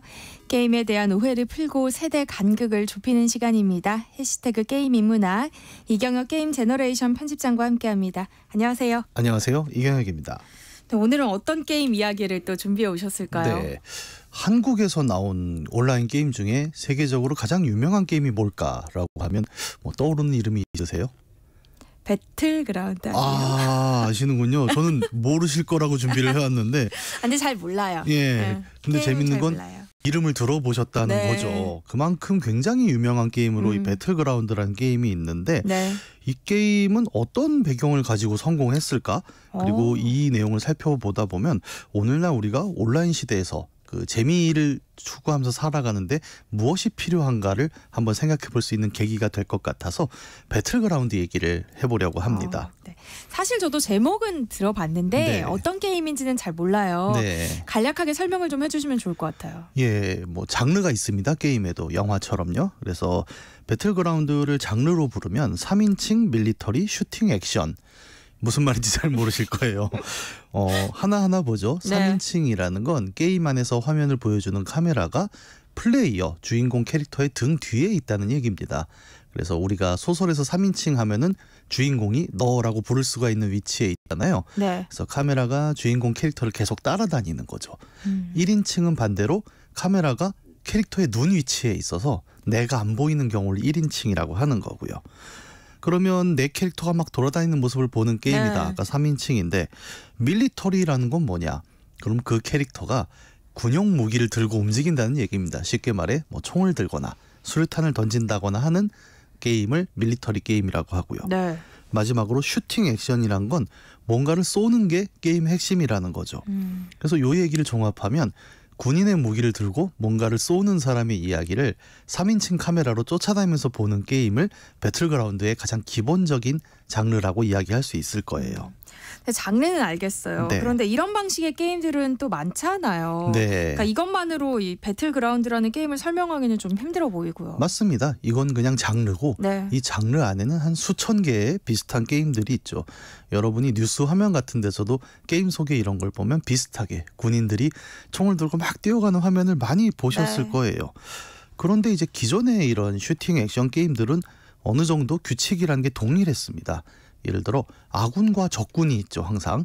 그러면 서로 특정한 지역을 점령을 하거나 상대를 전멸시킨다거나 일정한 목적을 갖고 플레이를 하게 되는데 이때 게임이 재밌고 흥미진진하려면 양 팀의 숫자가 맞아야 돼요. 네. 예를 들어 5대5 팀전이다 하면은 한쪽이 3명이고 한쪽이 5명이면 이 게임을 해야 될 이유가 없거나 그쵸. 아니면 3명 있는 입장은 억울하겠죠. 그럼요. 이걸 왜 해야 되는 거야?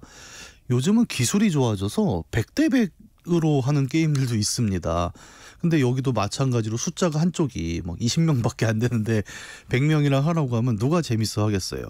그래서 굉장히 숫자 맞추는 게 중요한 게 요즘의 액션 게임인데 네. 이 배틀그라운드는 이 방식을 따르지 않아요.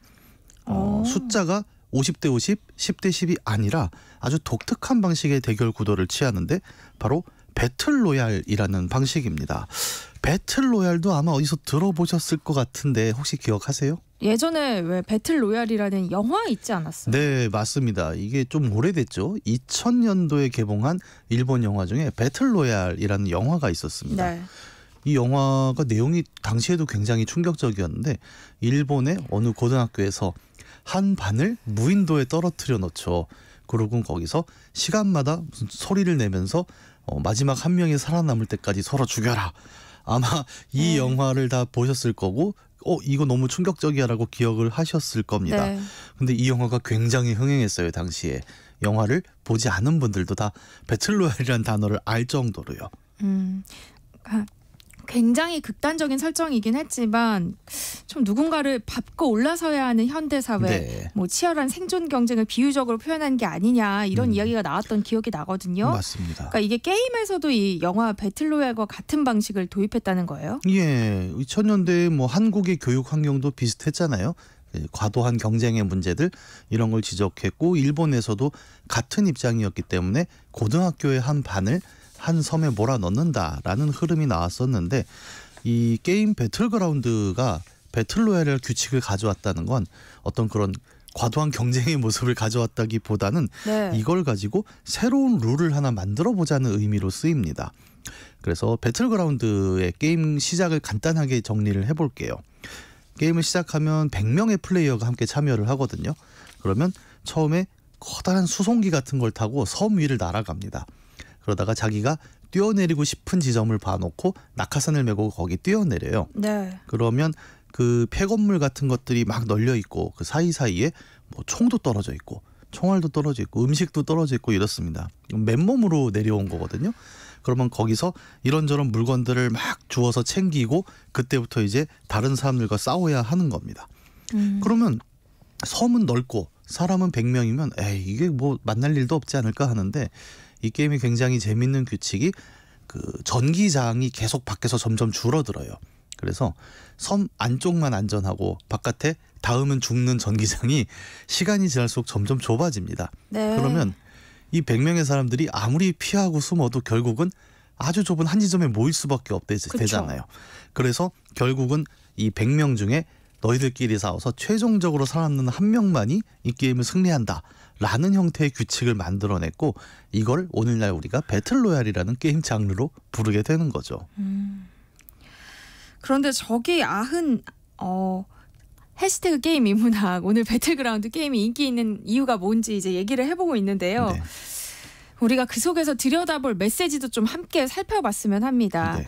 그러니까 배틀로얄 방식, 그러니까 오직 단 한 사람이 승자가 되는 게 배틀그라운드라는 게임이 인기 있는 이유, 뭐 다른 게임들과 차별화된 요인, 뭐 이런 거라는 말씀이신 거예요? 그렇죠. 이게 언뜻 듣기에는 더 잔인해 보여요. 아니 이 위너 텍스 올이라고 하는 네. 이긴 자만이 다 가져가는 게 맞느냐 이제 이런 얘기도 많이들 하시는데 이 게임의 방식이 의미가 있고 또 세계적으로 인기가 있었던 건 조금 다른 맥락. 다시 말해 기존에 이런 규칙이 아니었던 게임의 규칙과 비교했을 때 의미가 좀 드러납니다.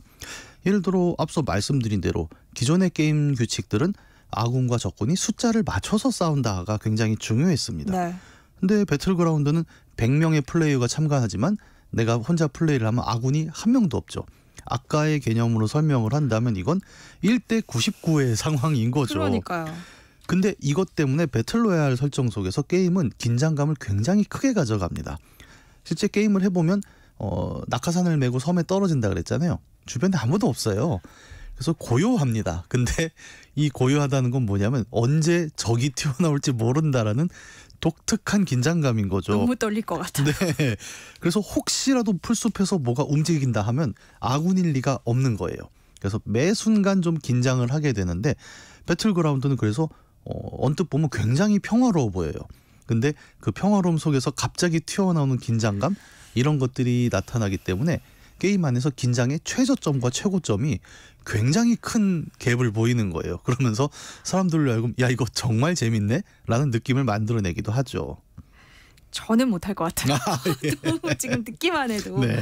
아니 이렇게 팀 단위로 전투하는 게임보다 네. 훨씬 힘들 것 같아요.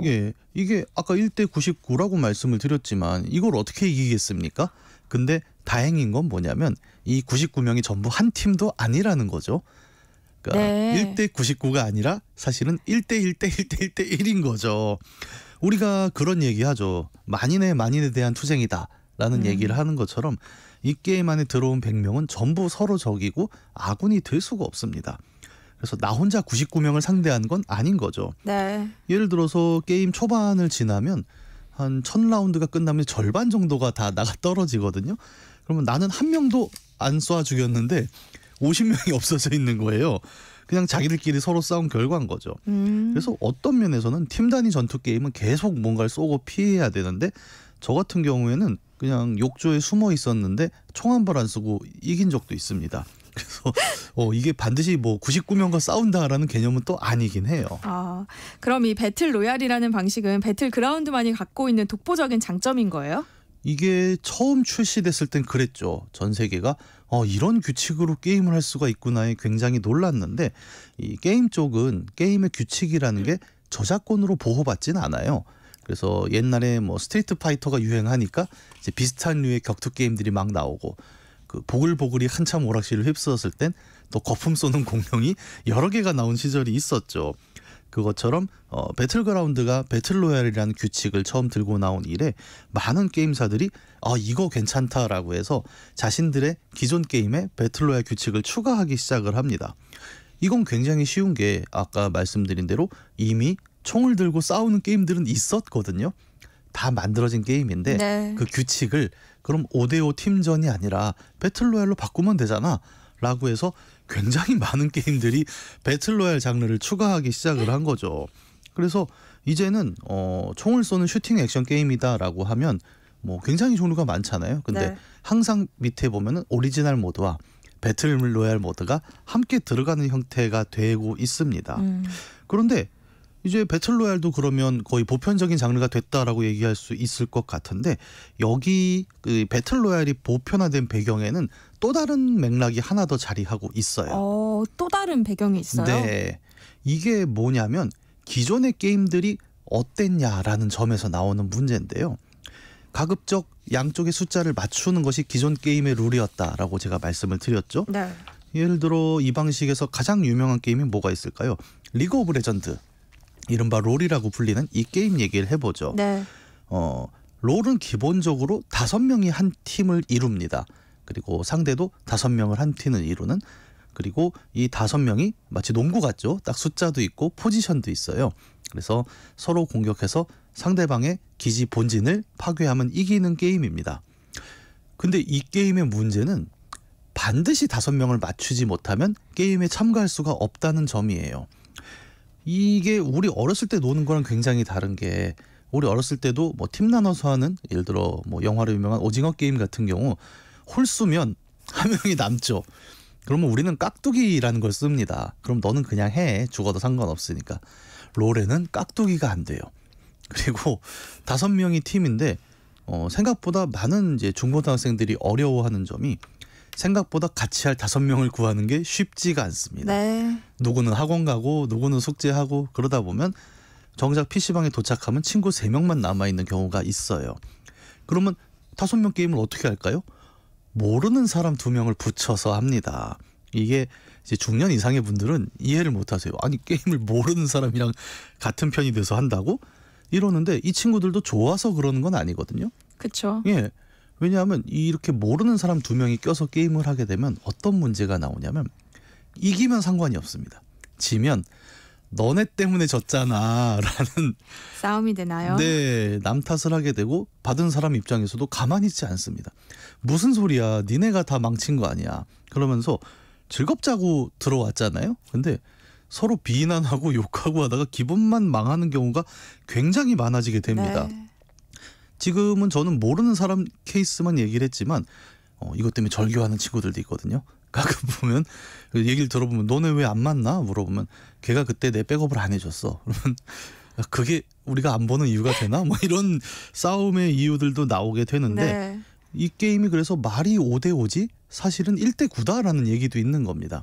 왜냐하면 팀게임 5대5를 강제하지만 게임은 끝나면 점수라는 걸 매겨주잖아요. 그래서 자신의 성적에 반영을 하는데 이 5명의 성적을 한 번에 반영하지 않는 거예요.